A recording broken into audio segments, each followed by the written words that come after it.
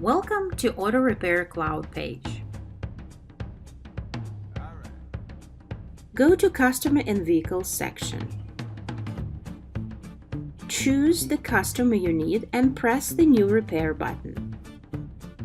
Press the New Item button, select Parts, enter description and press Search.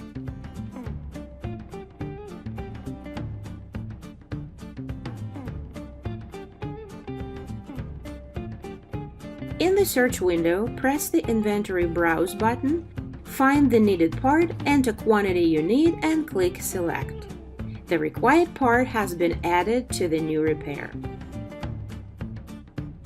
Thank you for watching our client web portal review.